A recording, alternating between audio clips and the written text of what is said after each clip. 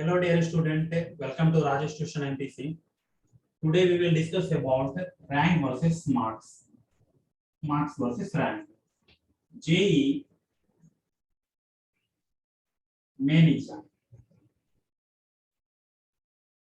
2021.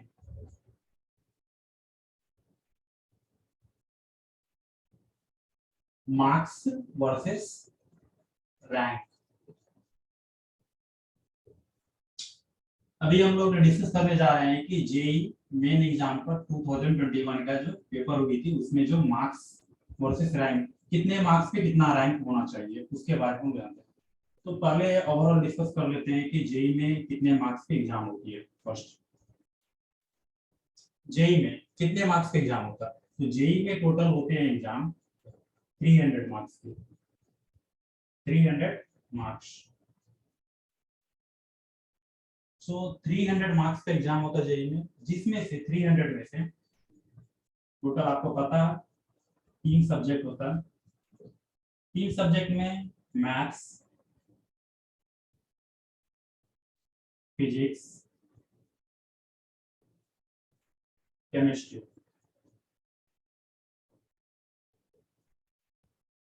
सो chemistry, maths, physics, chemistry 300 में से maths 100 का होता है, 100 marks maths, 100 marks physics, 100 marks chemistry. So 300 marks की एग्जाम। अब बात आती है क्वेश्चन कितने रहते हैं। तो जेई में जो क्वेश्चन रहते हैं, जेई में क्वेश्चन की नंबर ऑफ क्वेश्चन, बात करते हैं जेई में कितने क्वेश्चन होते हैं।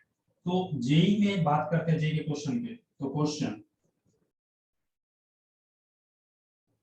टोटल होते हैं 75 question, 75 question total. Each question carry 4 marks. तो 75 इंटू 4 कितना हो गया? 300। सो यही है 300।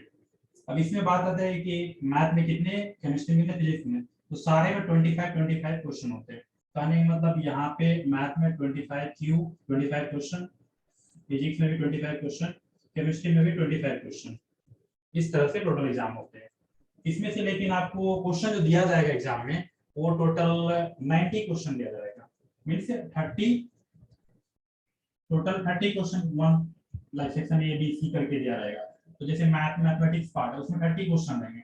तो 30 में क्या रहता है कि पहला 20 क्वेश्चन जो रहेंगे, 20 क्वेश्चन जो रहेंगे वो 20 क्वेश्चन होंगे एमसीक्यू, एमसीक्यू होंगे। तो ये एमसीक्यू, इसमें से 20 बनाना जरूरी है। नेक्स्ट आपको दिया जाएगा 10 क्वेश्चन, जो कि 10 क्वेश्चन रहेंगे।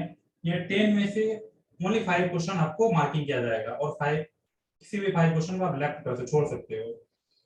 Only 20 question here you attempt, and in this 10 question, here total all 20 question has to attempt. Here in 10 questions you have to attempt only 5 questions. 5 question you can left. Means marking only counted the 5 question. 20 here plus here 5.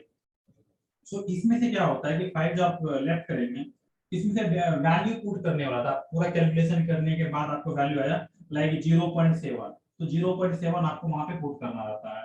यहाँ पे MCQ नहीं रहते हैं। तो इस type के रहते हैं, इसमें 5 ही क्वेश्चन को लिखना है। तो टोटल आपको कितना राइटिंग करना है? तो 20 प्लस ये 5, तो टोटल हो जाएंगे 25 क्वेश्चन, और each question contents how many, 4 marks. So 4 marks, तो टोटल कितने हो जाएंगे? एक सब्जेक्ट के 100 मार्क्स। मान लो एक सब्जेक्ट का 100 हो गया, तो मैथ का 100, फिजिक्स का 100, केमिस्ट्री का 100। सो टोटल 300 का मार्क्स का एग्जाम होने वाला है आपका। अब बात करते हैं कि ये तो हमने बता दिया कि इस तरह से एग्जाम होने वाले मार्क्स वर्सेस एग्जाम के बारे में। अब पॉइंट आता है कि कितने रैंक पे कितना मार्क्स हो सकते हैं। तो पॉइंट ये आता है कितना रैंक पे कितना मार्क्स हो सकते हैं, उसके बारे में डिस्कस करते हैं। ऐसा माना जाता है कि अगर आपको फर्स्ट रैंक चाहिए, if you want first rank, then your marks will be the like 300।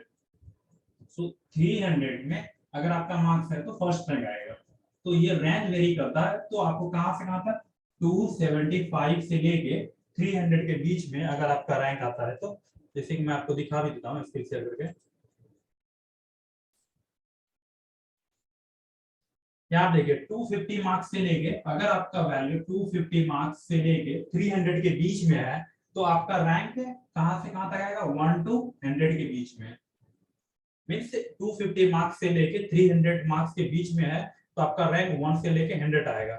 अगर आपका मार्क्स 250 की जगह 230 आ गया, 230 से लेके कहां तक हो जाए, 249 तक, तो ये रेंज जो होता है इसमें आपका 100 से लेके 400 के बीच में आपका रैंक आएगा, 101 से लेके 400, जो कि यहाँ आपको दिखाया जा रहा है। इसी तरह से आपका रैंक अगर अगर आपका मार्क्स मान लेते हैं कि 150 आती है, तो कहाँ आपका रेंज होगा, 150 पे। तो 150 पे यहाँ पे देखिए, अगर आपका मार्क्स 50% ले लेते हैं कि 150 मार्क्स अगर आपको है, 300 का एग्जाम हुए उसमें से आप 50 मार्क्स ही लाए हो, if you got the only 50% marks means से 150 मार्क्स, तो 150 मार्क्स पे आपका रेंज आ जाएगा, यहाँ पे कहाँ गया टेबल, ये वाला रेंज हो जाएगा 50 का, नहीं मतलब आपका रैंक जो हो जाएगा 75,000 के अराउंड होंगे, 75,000 रैंक होंगे आपके। अगर आपका मार्क्स से अराउंड 200 मान लेते तो फिर आपका रैंकिंग कितना होगा, तो अराउंड 200 के रेंज में ये रेंज आता है। तो कहने का मतलब है 1000 से लेके 2000 के रफली, हाँ 2200। तो यहाँ अगर आपका मार्क्स 200 मार्क्स अगर आ जाता है, तो आपका रैंक कहाँ पे आ जा रहा है, 2000 के 1000 टू 2000 के बीच में आपकी रैंक वैरी कर रही है। तो अगर 170 यहाँ पे आ जाओ, 160 पे 5000, जब 150 पे 9000, मैं 75,000 बोला, 75,000 नहीं आ रहा है यहाँ पे, ये रेंज में 7000 रैंक आ रहा है, 7000 टू 9000 के बीच में। अरे वाह ग्रेट है, 150 मार्क्स अगर आपको आ जा रहा है तो 9000 रैंक, मतलब आप इजीली कोई नहीं रोक सकता, 10,000 रैंक मतलब आईआईटी एनआईटी में कोई नहीं रोक सकता, एनआईटी में तो नहीं रोक सकता कोई भी, इजीली आप वहां चले जा रहे हैं, अच्छे अच्छे कॉलेज में हो जा रहे हैं। तो टोटल आपको अगर 125 मार्क्स अगर हो जाता है तो 40,000, यहाँ तक के रैंक में जो है रफली 30 to 40,000 तक में आपको चांसेस है कि एनआईटी तक मिल जाते हैं, एनआईटी तक मिलने की चांसेस है, 40,000 रैंक तक में एनआईटी तक मिलने की चांसेस है, अगर ब्रांच के साथ कंप्रोमाइज करते हो तो 40,000 रैंक 35,000 रैंक ये जो है इस रेंज में आपको मिलने के चांसेस है। कहने का मतलब अगर आप 130 मार्क्स अगर लेके आ जाते हो तो कहीं ना कहीं आपकी एनआईटी में सीट पक्की है। तो फाइनली हमारा यही डेड ब्लॉक है। अगर ये टेबल को अगर देखते हैं, इसमें से अगर आपको 150 मार्क्स ओनली 150 मार्क्स अगर आ जाता है, 50%, ओनली 50%, जो भी टेबल देखा है, टेबल को याद रखना, आगे बढ़ते हैं डिस्कस करते हैं। अगर आप 50% ओनली 50% मार्क्स अगर आपको आ जाता है, तो ये 50% ओनली मार्क्स आने का मतलब कितना हो गया, 150 मार्क्स। अगर 150 मार्क्स आता तो आपका रैंक रफली 77,500 से 9,000 के बीच में, कहने का मतलब एक अराउंड मान लेते हैं 7,000 से ये मार्क्स का मान लेते हैं कि आपका जो अराउंड हो जाएगा 8,000 रैंक के, रफली हम बोल रहे हैं कि 8,000 रैंक के बराबर आपका रैंक हो जाता है। Your rank will be the 8,000 rank means you very well know 8,000 means 10,000, top 10,000 student easily will go to the IIT colleges. Top 10,000 student they can write their advance, means all will write their advance. Means this is the top or top 10,000. So mainly total means rank is 40,000 is good rank. Means consider the good rank. NIT easily you can get the 35,000, 40,000. Easily you can get the like because in this some student will go to the advance and advance they will write the advance qualifier and 10,000 will admit in the IIT college. सो अगर आपका rank 30,000 के अंदर आ जाता है, कहने का मतलब आप 150 अगर आ गया तो 8,000 रैंक, चलो इतना नहीं तो 130 मार्क्स अगर आ जाता, 130 बहुत कम मार्क्स के बारे में हम बात कर रहे हैं, 130 मार्क्स अगर आ जाता, 300 में 130 मार्क्स में बोल रहा हूँ, 300 में 130 मार्क्स से अगर इतना आ जाता है, कितना आ जाता, 40% प्लस 42% के अराउंड अगर आपका आ जाता है, तो आपका रैंक कहाँ पे वेरी कर रहा था, 23,000। सो रफली 23,000 के अराउंड आपको 25,000 मान लेते हैं, ये 25,000 के अराउंड हो गया, ये बेस्ट रैंक माना जाता है। ये अगर आपका है टारगेट तो बेस्ट रैंक, कहीं ना कहीं आपको 25,000 रैंक के अंदर आ जाता है और आपको एनआईटी में आना कंपलसरी है। 120 प्लस मार्क्स अगर है आपके पास, 40%, कहने के मतलब टोटल 300 का 40% टू 50% भी अगर आप लेके आ जाते हो, 40% टू 50% भी मार्क्स अगर लेकर, कहने का मतलब 40% हो गया 120 मार्क्स और 50% कितना हो गया 150 मार्क्स, अगर इतना भी लेके आ जाते हो तो आपका एडमिशन एनआईटी में कंपलसरी रखा हुआ 40% टू 50%, जस्ट 40%। तो आप भी जानते हो, आप आपका सीबीएसई में इजीली 80-90% इजीली लेके आता है, तो यहाँ पे भी लाना इजी है, कुछ भी डिफिकल्ट नहीं है, यहाँ पे भी लाना इजी है। सिर्फ लाने की देखिए विल पावर होना चाहिए कि हम ला सकते हैं तो ला सकते हैं। हाँ एग्जाम तो डिफिकल्ट होती है, सीबीएसई बोर्ड के जैसा नहीं होता, लेकिन सिलेबस तो उससे हट के भी तो नहीं है, क्वेश्चन की लेवल थोड़ा डिफिकल्ट है, तो बात भी कोई 80% की नहीं हो रही है। अगर बात अगर हो रही है कि नहीं हमें सिर्फ रैंक ला कैनेटिव एंट्री करना है, अगर आपका टारगेट रहता कि नहीं हमारा 90% आना चाहिए, कहानी मतलब फर्स्ट टाइम आना चाहिए, कहानी मतलब 250 बोले ना 250 टू 300 इतना आए तो कितना अंडर 100 हो गया, फर्स्ट रैंक से लेके अंडर 100। अगर आपका टारगेट ये रहता, अगर आपका टारगेट ये रहता है कि नहीं हमें 250 प्लस लाना है, कहानी मतलब हम 80% 90% लाना चाहते हैं, कहानी मतलब अंडर 100 में आना चाह रहे हैं, तो आपको बहुत ज्यादा तैयारी करने की जरूरत है, बहुत ज्यादा मतलब शुरू से ही सिंसियर रहना है। लेकिन आपके अगर टारगेट है कि नहीं कम से कम एटलीस्ट पूरा टाइम तो बर्बाद हो चुका है, अब बचे हुए टाइम में हम एक अच्छी जगह पे जा सकें, बचे हुए टाइम में एक अच्छी जगह एटलीस्ट हम सेटल हो सके, तो कुछ भी नहीं बिगड़ा अभी भी।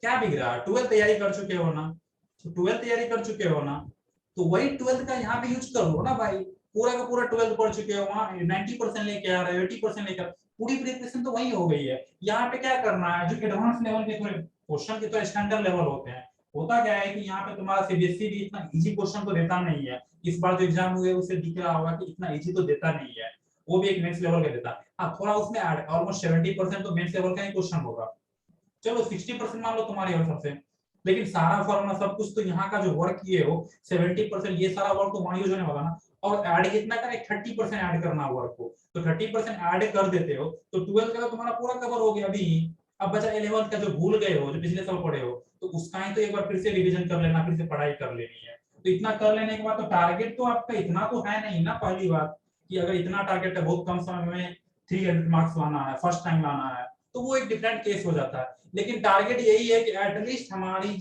कहीं पे भी किसी भी एनआईटी में पोजीशन मिल जाए, तो हमें ये 130 मार्क्स से 150 मार्क्स के बीच में आ जाए, 50% मार्क्स आ जाए। अगर हमारा 50% ही मार्क्स लाना है तो टारगेट भी तो हमारा कम 50% है, तो 50% मार्क्स इसके बीच में हम लाना चाह रहे हैं, तो थोड़ा बहुत मेहनत करेंगे तो आ जाएगा, कोई बड़ी बात नहीं है।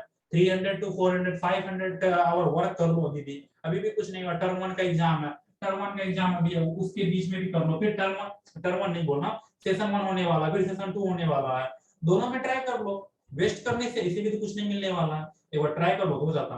तो हमारा टारगेट यही था कि आप लोगों से कि 40% टू 50% मार्क्स लाने के लिए 120 मार्क्स से 150 मार्क्स की जरूरत है, ये इजीली ला सकते हैं, तो इसके लिए कोई ना। अब एक और बात बताना था कि आपका 12th क्लास का जो सिलेबस होता है उसमें से अगर आप सिर्फ 12th क्लास पढ़े हो, तो होता है कि हमारा सिलेबस में जो दिया हुआ क्वेश्चन है उसके अनुसार बात करें तो हम क्वेश्चन काउंट किए तो रफली 15 क्वेश्चन, जो 15 क्वेश्चन जो होते हैं टोटली 12th क्लास में लिखा है, 12th क्लास सिलेबस से दिया जाता है, रफली 10 क्वेश्चन जो दिया गया है वो आपको 11th क्लास के सिलेबस से दिया गया, इसमें से 5 क्वेश्चन और हम 5 करते हैं तो वो भी मान लेते 11th का है, क्योंकि 5 क्वेश्चन हम छोड़ने वाले भी है ना, जिसमें कि पुट एंड वैल्यू होता है, तो 5 क्वेश्चन अगर उसे छोड़ देते हैं वो 11th में नहीं आ रहा था, 11th क्योंकि अभी नहीं है रिवीजन में, तो 11th का ही 5 क्वेश्चन छोड़ देंगे, तो अगर टोटल बात करें तो ये भी 50% हो गया 11th का भी, और 50% 12th का भी हो गया, तो 5 जो है 11th का भी वो पहले पढ़े थे उसी में से 5 क्वेश्चन छोड़ देंगे, छोड़ना है तो उसका 10 ही 11th में बनाएंगे, और 15 क्वेश्चन जो इसका बना लेंगे।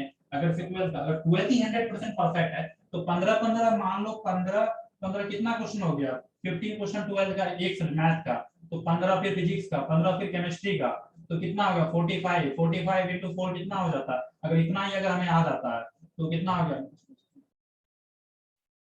180 मार्क्स, अरे वाह 180 बोल रहा हूँ मैं, ये 180 आ जा रहा, अगर इतना ही आ जाता 180 मार्क्स का ही आ जा रहा, अगर 180 का मतलब समझ रहे हो कितना 60%, जबकि हमारा इतना ही है रेंज, ये 60% होता है, हमें तो 150 मार्क्स चाहिए ना, 150 120 से 150 के बीच में चाहे एनआईटी हमें मिल जा रहा है, तो या तो 150 तो 180 मार्क्स को सिर्फ आपको 12th क्लास के सिलेबस से ही आ जा रहा है आपको, अगर 12th ही 100% परफेक्ट है, 12th में ऑलरेडी हम सब कुछ पढ़ चुके हैं, टर्म एंड टर्म टोटल पढ़ चुके हैं, तो 70% तो पूरा फॉर्मूला सब कुछ तो मैं आता ही है उसका, ये सारा फॉर्मूला तो मैं 12th में ये मेंस के लिए प्रिपरेशन में यूज करना, और 30% जो स्टैंडर्ड लेवल का क्वेश्चन है वो कर लेना, प्रीवियस ईयर को क्वेश्चन पेपर वो कर लेना, वो करने के बाद ये हो जाएगा 100% परफेक्ट, तो 180 क्वेश्चन तो 12th से ही हो जाता है, इसमें से एटलीस्ट हमें 150 मार्क्स भी आ जाता है, तो 8000 रैंक, 8000 रैंक पे कहां रहेंगे बताओ तो भाई, एनआईटी टॉप एनआईटी नहीं है, टॉप एनआईटी, अगर थोड़ा कम भी आता 130 तो चलो इतना, अगर 120 आता तो बॉटम एनआईटी, एनआईटी में तो फिक्स है ना, कोई नहीं काट सकता है। इसके लिए क्या करना है, कुछ भी नहीं करना है, करना इतना ही है कि सिर्फ प्रिपरेशन करना है। टाइम कम है, हाँ कम है, बर्बाद करने के लिए कम है, प्रिपरेशन करने के लिए कम नहीं है। अभी से लग जाओ, एक एक घंटा एक एक सेकंड का वैल्यू होता है, अगर कभी भी आप बर्बाद करते हो टाइम तो उसका इफेक्ट देता ही है। अगर आप यहाँ पे अगर क्या होता है, एक 40 दिन का 40 डेज का वर्क है, अभी आपका कितना, मान लो कि आज 11th हो गया, 11th से आपका एग्जाम मान लो कि 25 5th को है, तो ये रफली कितना दिन का गैप हो जाता है, चलो 26 ले लेते हैं। अभी 15 दिन का यहाँ हो गया एग्जाम, फिर अगले महीने में उतना, 15 इधर उधर का भी 30 दिन ले लो, तो टोटल 45 डेज का प्रिपरेशन करोगे तो इजिली तुम यहाँ पे मेंस क्वालिफाई करके, मेंस ये सारे लोग जाएंगे एडवांस में, 1,75,000 तक एडवांस में जाने वाले रहते हैं, जितना भी रैंक देता है वो। मोस्टली जो मोस्टली बता रहे हैं कि 1 लाख स्टूडेंट इजीली वहां पे लिखने से जा रहे हैं, तो ये सब जाएंगे वहां मेंस में, तो वहां पे भी अगर प्रिपरेशन हो तो आईटी में भी चांसेस है एंट्री करने का। तो वो बाद की बात है, उसकी बात हम नहीं कर रहे, एटलीस्ट हम मिनिमम मेंस में क्वालिफाई करके, क्वालिफाई करने के लिए तो आपको जस्ट 90 पर कितना मार्क्स चाहिए, 80 टू 90 मार्क्स चाहिए। देख लो यहाँ पे पूरा दिख रहा है, सेकंड पेज जो वहां दिख रहा है ना, कितना मार्क्स है क्वालिफाई करने के लिए, बहुत ही कम मार्क्स है। लेकिन हम बोलेंगे एनआईटी में जाने के लिए एटलीस्ट 120 मार्क्स से 150, 50%, इतना ही कर लो तो काफी है। पूरा दिख रहा है इसे कॉपी, जो भी तुम पीडीएफ दिखाए थे, एक बार फिर से हम पीडीएफ दिखाते हैं रैंक का, रैंक वर्सेस मार्क्स का टोटल, एक बार फिर से पिक्चर क्लियर हो जाएगा आप लोगों का। देखो है कि नहीं, पूरा कितना मार्क्स चाहिए, लास्ट देखो 70 टू 75 में 1,75,000 तक रैंक आया था लास्ट ईयर का। तो इस बार भी कोई बड़ा होने वाला है नहीं, अच्छा है ये सब। हमें तो यहाँ लाना है, 150 मार्क्स आगे काफी है। तो टैलेंट का यूज करो, अगर नहीं करोगे तो छोड़ने से कुछ थोड़े होता है, जो करने से ही सब कुछ होता है। अगर आप प्रिपरेशन करना चाहते हो तो अच्छी तरह से करो।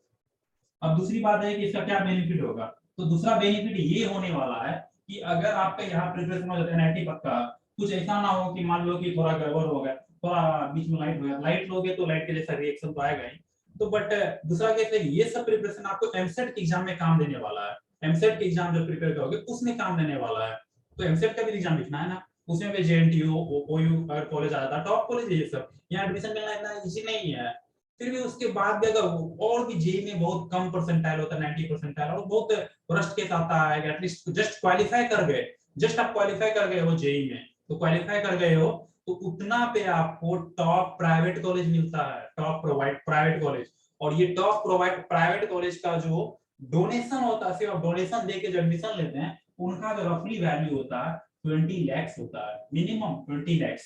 20 लैक्स ये वैल्यू ज्यादा 20 टू 50 लैक्स तक जा सकता है। कितनी टॉप प्राइवेट है, प्राइवेट में कितना टॉप प्राइवेट है, अगर मिनिमम है तो 20 लैक्स तक जाएगा ये। तो यहाँ ये सब प्राइवेट कॉलेजों की जेई के टक्कर देते हैं, ऐसा करके मतलब एनआईटी के टक्कर देते हैं। बट एनआईटी एनआईटी होता है, जेई जेई होता है, आईआईटी आईआईटी होता है, और जेएनटीयू जेएनटीयू होता है, उसके बराबर के तो नहीं होते हैं। बट ये लोग उतना क्वालिटी मेंटेन करते हैं। तो ये लोग का 20 लैक्स से लेके 50 लैक्स का डोनेशन, इतनी बड़ी अमाउंट आपको लग रहा है, तो 20 लैक्स दे के प्राइवेट कॉलेज में जाना वो बेटर है, या आप ये 40 से 45 डेज, रफली 45 टू 50 डेज जो भी टाइम है, इसको अगर यूटिलाइज कर लेते हो, 45 टू 50 डेज अगर आप यूटिलाइज कर लेते हो, तो इससे क्या हो जाएगा, आपका रैंक अच्छा आ जाएगा, रैंक अच्छा आ जाएगा, और अच्छे कॉलेज में जाएगा वो। ये है ना। अब बात करते हैं कि फाइनेंशियली क्या प्रॉफिट होगा। अरे इससे बड़ा बिजनेस कौन होता है, बिजनेस का भी बता देता हूँ प्रॉफिट क्यों नहीं। अगर आप प्राइवेट कॉलेज में जाते हो तो 20 लैक्स आपको डोनेशन देना पड़ता है, उसमें आपको क्वालिटी नहीं है, पर अगर आप डोनेशन दे गए लेकिन आप उसके कैपेबल नहीं है, चले गए, वहां पे डिफिकल्टी आ सकता है। लेकिन आप अगर पढ़ाई करके कोई रैंक के थ्रू जो कॉलेज ले रहे हैं, करेंगे आप कैपेबल है वो कॉलेज के लिए, इसीलिए आपको वहां पे एडमिशन हो रहा है, चाहे वो एनआईटी हो, जेएनटीयू हो, चाहे टॉप प्राइवेट कॉलेज हो, उसके लिए आप कैपेबल है। और वहाँ अगर आप टॉप प्राइवेट कॉलेज में भी एडमिशन लेते हैं तो 20 लैक्स मिनिमम हम मान लेते हैं, तो 20 लैक्स मिनिमम ले लेते हैं, 40 दिन की वर्क करना है आपको, तो कितना है, 50 दिन वर्क करना है, डेली 10 घंटा पढ़ना है, 5-6 घंटा, रिजल्ट हो जाएगी आपकी, श्योर है, मैं श्योर हूँ, इतना वर्क कर लोगे 500 आवर आपका रिजल्ट श्योर है। इसमें अगर 500 आवर अगर आप वर्क करते हो, 50 days daily 10 hour, 10 to 12 hour work करो, इसमें से क्या करो आप, इसमें से 500 आवर है ना, क्या करो अभी जो जरूरत है, रफली क्या करो, 300 आवर, 300 आवर का कहीं पे भी आप ट्यूशन लगा लो, 300 आवर का ट्यूशन लगा लो, और 300 के आवर का अगर ट्यूशन लगाते हो तो देख लो कितने लाख का आता है, बस उतना ही देख लो। 300 अगर आवर लगाते हो। जनरल हैदराबाद का फी तो पता ही है कि रफली पता है, बताने की जरूरत नहीं है, आप लोगों को पता है कितना हो सकता है। 300 आवर में से मल्टीप्लाई कर दो जो आपके एरिया में फी है, वो एरिया के रिलेटेड आप फी मल्टीप्लाई कर दो, तो ये बहुत बड़ा अमाउंट नहीं आएगा, बहुत कम ही अमाउंट आएगा। ये अमाउंट का, ये जो है ना 20 लाख डोनेशन देना है, उसका 20% भी नहीं आएगा। अगर 20% भी बोले तो कितना आ जाता है इसका बता दो, 4 लाख आ जाता है। 20 लाख का 4 लाख आता है। अब 20% भी आप पे नहीं कर रहे हो, 20% भी, अगर 20% भी 4 लाख पे कर देते हो कोई ट्यूशन, कोई भी आप प्राइवेट ट्यूशन ले लो, आप घर पे ले लो, ये बहुत बड़ा अमाउंट होता है। तो अगर 300 आवर का ट्यूशन ले लो और वो टीचर आपको सब कुछ पढ़ाएंगे, क्योंकि अभी तक कुछ पढ़े नहीं हो तो सब कुछ आपको पढ़ाया जाएगा, और सब कुछ पढ़ाने के बाद आपका रिजल्ट होगा। और उसके बाद क्या, 300 आपको ट्यूशन टीचर आपको सपोर्ट करेंगे, 200 आवर जो एक्स्ट्रा तुम आप क्या करो, रिवीजन, यही सब जो यहाँ पर पढ़ाया गया सिर्फ इसी का रिवीजन करो, जस्ट इसी का रिवीजन। आप टीचर के साथ प्लानिंग कर लो कि 300 आवर किस तरह से लेना है, मॉर्निंग कितने घंटे, आफ्टरनून कितने घंटे, उस तरह का प्लान करके देख लो। तो यहाँ तुम भी वर्क करो, तुम्हारे टीचर भी वर्क करेंगे, दोनों मिलकर वर्क करो, दोनों के सपोर्ट से होता। बचा कि फाइनेंशियली पेरेंट्स के कितना लॉस होंगे, पेरेंट्स को 80% मनी का सेविंग होने जा रहा है। अगर 4 लाख खर्च भी कर रहे हैं, मान लेता, जब रफली मान लेता हूँ 4 लाख अगर खर्च भी कर रहे हैं तो 16 लाख की बचत होती है, 80% मनी का सेविंग हो रहा है, और आपकी लाइफ अच्छी हो जा रही है। हु नो, हो सकता है आप टॉप कॉलेज में, अगर आपकी रैंक और भी अच्छी हो गई तो आईआईटी में भी जा सकते हो, कुछ भी हो, टॉप टॉप एनआईटी में जा सकते हो।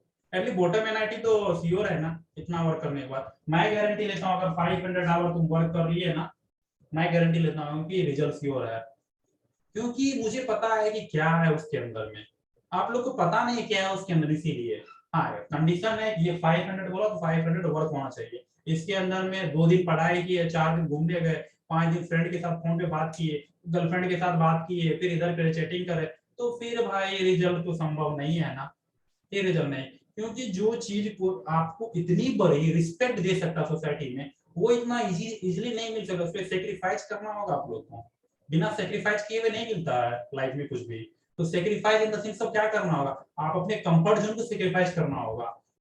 बेवकूफ वाला जो लक्षण होते हैं, फालतू के लक्षण जो होता है, ज्यादा सोना, ये सब क्या होता है, ज्यादा स्लीपिंग आना, खाने में फालतू के लक्षण, ये सब चीज को दूर करना होगा, सोना कम करना होगा, स्लीपिंग को कम करना पड़ेगा, फालतू घूमना कम करना पड़ेगा, पढ़ाई पे ही पूरा डेडिकेटेड होकर लगा रहना होगा, तभी आपको रिजल्ट हो सकता है।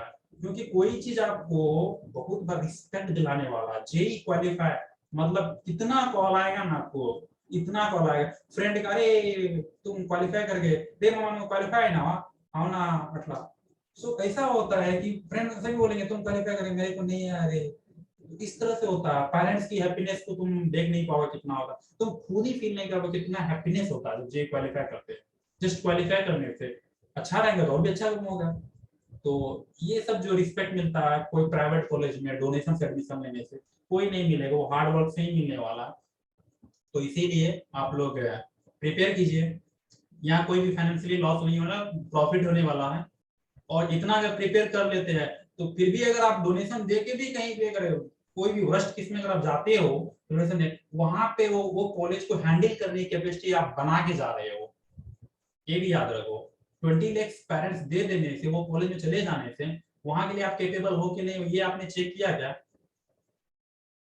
हो सकता है आप नहीं हो उसके लिए, तो वहाँ फ्यूचर में आपको प्रॉब्लम आएगा कि वो कॉलेज मेंटेन करते उतना नहीं आप प्रिपेयर हैं। तो उसी आप अपना कैपेसिटी बना के रैंक के थ्रू जाइए, जहाँ पे भी जाना है रैंक के थ्रू जाइए। तो ये प्रिपरेशन कभी भी वेस्ट नहीं होता है भाई, अगर आप डेडिकेटेड होकर कुछ प्रिपेयर करते हो तो वेस्ट नहीं होता। अभी 12th में हार्ड वर्क किए हो तो ये जेई में काम देगा, एमसीए में काम देगा। अगर अभी जेई एमसीए के लिए अगर प्रिपेयर हार्ड वर्क करते हो, ये बीटेक में काम देगा, क्योंकि बीटेक के फर्स्ट ईयर में तो पूरा का पूरा ये 12th वाला ही सिलेबस है, फिजिक्स यही है, केमिस्ट्री यही है, इसका एक्सटेंशन पार्ट है। 50% पोर्शन तो इधर का ही रहता है, 12th वाला है। मैथमेटिक्स यही वाला रहता है, वहाँ पे भी इंटीग्रेशन पढ़ना है, यहाँ पे भी इंटीग्रेशन है, तो मोस्टली सिमिलर टाइप ही रहता है। तो देखो, प्रिपरेशन अच्छा से करो, और क्या। I hope you can understand what I am saying. आप लोग को समझ में आ गया मैं क्या बोलना चाह रहा हूँ। और जेई का प्रिपरेशन के लिए आप गिव अप मत करो, टाइम कम है, वो बर्बाद करने के लिए कम है, आपके कंफर्ट जोन के लिए कम है, पढ़ाई करने के लिए कम नहीं है। Do hard work, get the result. Success जो होती है वो इतनी आसानी से नहीं मिलती है, उसके लिए बहुत कड़ी मेहनत करनी पड़ती है। और कई मेहनत के बाद जब रिजल्ट आता है तो उनका सम्मान पूरी दुनिया करती है। तो इसीलिए आप कई मेहनत करने के लिए आप लग जाओ। Thank you, thank you, thank you. जाते जाते हम अपने प्लेटफॉर्म के बारे में भी थोड़ा एडवर्टाइज कर देते हैं, जो आप शेयर कर दीजिए अपने फ्रेंड सर्किल को, और वीडियो को भी शेयर कीजिए, लाइक कीजिए, कमेंट कीजिए, क्या आपको चाहिए, कंटेंट क्या चाहिए, उसके रिलेटेड आप बताइए, मैं आप लोग के लिए हेल्प करने के लिए रेडी हूँ। और कुछ यहाँ पे मोर इन्फॉर्मेशन बात आएगी। ये आपको व्हाट्सअप नंबर दिया जा रहा है 9553979427। इस ये व्हाट्सअप नंबर पे आप, ये व्हाट्सअप नंबर जो राजेश ट्यूशन एमपीसी का है, ठीक है। और आप यहाँ पे कोई भी क्वेश्चन आपको डाउट हो, जस्ट एक पिक्चर क्लिक करना, यहाँ पे व्हाट्सएप पे सेंड कर देना, बोल रहा है कि sir please explain this question, और वो क्वेश्चन का वीडियो सोल्यूशन हम यूट्यूब पे अपलोड कर देंगे। तो ये क्वेश्चन आता है कि क्या डाउटफुल क्वेश्चन को जो हम आपको एक्सप्लेन करेंगे उनके लिए कोई भी चार्ज करेंगे फी? नहीं, हम कोई भी चार्ज नहीं करेंगे फी, इसके लिए फ्री ऑफ कॉस्ट है। आप डाउट क्वेश्चन भेजिए, मैं उसको अपलोड कर दूंगा यूट्यूब पे। आप अपना लैंग्वेज भी लिख दीजिए, कौन सा लैंग्वेज चाहिए, हिंदी लैंग्वेज चाहिए, इंग्लिश लैंग्वेज, क्योंकि बच्चे यहाँ पे हिंदी, इंग्लिश, तेलुगु, मलयालम सभी जुड़े रहते हैं। तो कौन से लैंग्वेज में आपको चाहिए, वो लैंग्वेज में, तो मैं आपको या तो इंग्लिश में एक्सप्लेन कर दूंगा, या तो आपको हिंदी में एक्सप्लेन कर दूंगा, ये दोनों में आपको कर दूंगा। अगर आप साउथ इंडिया से हैं तो आप please explain in the English, ऐसा करके आप राइट कर दीजिए। तो वो वीडियो जो है आपका जो डाउट वाला है उसको मैं इंग्लिश में ही एक्सप्लेन कर दूंगा। जो बच्चे है कि नॉर्थ इंडिया से है, उसको हिंदी लिखना है कि sir please explain this question in the Hindi medium, तो मैं उसको हिंदी में, लिखना तो पूरा इंग्लिश में ही रहेगा, बट जो हम स्पीच देने वाले हैं, बोलने वाले, वो हिंदी में रहेगा। नॉर्थ इंडियन वाले के लिए हिंदी में एक्सप्लेन करूंगा, साउथ इंडियन वाले के लिए इंग्लिश में एक्सप्लेन करूंगा क्वेश्चन को, और दोनों में क्लैरिटी के साथ डाउट को क्लियर करूंगा। डाउट क्लियर करने के लिए कोई भी चार्ज नहीं लिया जाता, फ्री ऑफ कॉस्ट है। आप अपना भी डाउट भेजो, आप अपना फ्रेंड को भी शेयर करो, उनको भी बोलो कि डाउट भेजने के लिए। अगर कुछ पार्टिकुलर टॉपिक के ऊपर लिखना है कि नहीं सर हमें ये डिफरेंशियल इक्वेशन में डाउट है, उसको एक्सप्लेन कीजिए, तो ऐसा करके तो वो भी कमेंट सेक्शन में आप लिख सकते हो। तो ये नंबर है आपको दिया जा रहा है 9553979427। कोई भी बच्चे अगर पर्सनल ट्यूशन के लिए रिक्वायरमेंट है ऑनलाइन के लिए, तो वो भी इस पे कांटेक्ट कर सकते हैं कि जो भी जरूरत हो। अगर किसी बच्चे को ग्रुप ट्यूशन की जरूरत है तो वो भी यहाँ पे कांटेक्ट कर सकते हैं। हैदराबाद में ऑफलाइन कैंपस, अगर ऑफलाइन की जरूरत है ट्यूशन की, तो वो यहाँ पे कांटेक्ट करके बात कर सकते हैं, जो भी जरूरत हो तो उसको ऑफलाइन ट्यूशन के लिए प्रोवाइड कर, या तो मैं प्रोवाइड करूंगा या तो हमारे टीम मेंबर कोई प्रोवाइड करेंगे, जाएंगे आपको ट्यूशन लेने के लिए। तो सारे यहाँ पे बेस्ट क्वालिटी मिलने वाली है। तो आप लोग हमें सपोर्ट कीजिए, हम आपको सपोर्ट करेंगे, दोनों तरफ से। आप हमें सपोर्ट कीजिए, मैं आपको सपोर्ट करूंगा। You will help me, I will help you, simple thing. Thank you, thank you.